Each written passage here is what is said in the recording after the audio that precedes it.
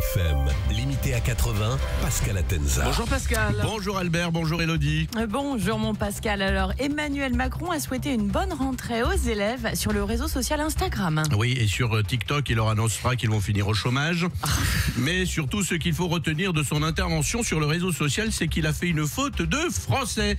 Il a dit 400 000 élèves et 1000 ne prend jamais de S. Bravo. Bah oui. Vous êtes un peu à la bourre, Elodie. Pardon. Et oui, 3 ans à côtoyer Christophe Castaner, forcément ton QI en prend un coup. Donc pas de S à 1000, mais c'est pas très grave si vous n'arrivez pas à écrire correctement 1000 avec sa réforme, vos retraites n'arriveront jamais à ce chiffre. Boum. Pas réglé. Alors qu'est-ce qu'il va faire? Et sinon, les traditionnelles universités d'été des partis politiques se sont terminées le week-end dernier. Oui, alors le week-end dernier, c'était l'université d'été du PS. Là, ça s'est passé à Blois. Les Républicains, eux, ont choisi de se réunir à la Baule. Et l'université d'été du Rassemblement National s'est déroulée comme chaque année à CNews. Boum. Alors, qu'est-ce que tu vas faire? Non, on confirme. Côté épidémie, sinon la rentrée s'est plutôt bien passée, mais il y a un protocole à respecter si jamais un enfant a le Covid. Oui, absolument. D'abord, s'il a des symptômes, il faudra faire un test. Et s'il est positif, il faudra regarder qui a été en contact avec cet enfant. C'est ça qui va être un peu compliqué. Mais à Paris, ça va, puisqu'un enfant sur 5 a été en contact avec Jean-Luc Lahaye. Et boum. Là, il va plus nous rester d'amis.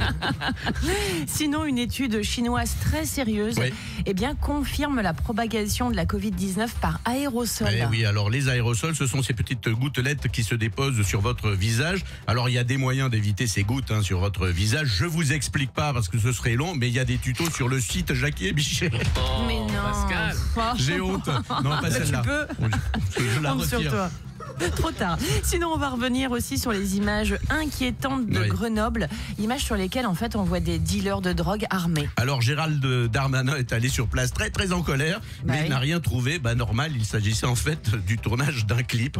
Le problème, c'est qu'hier, ça a encore recommencé. Darmanin a vu des images à Sisteron, plus de 400 consommateurs de drogue. Il est allé sur place, mais il n'a rien trouvé. C'était le départ d'une étape du Tour de France. Et allez, et boum. Et boum. Bravo Pascal. Oh, merci mon Pascal. Merci Pascal à vous. Atenza est sur RFM tous les matins à 7h15. Le replay un peu plus tard. Voici Claudio Capéo, c'est une chanson et la machine à tube juste après.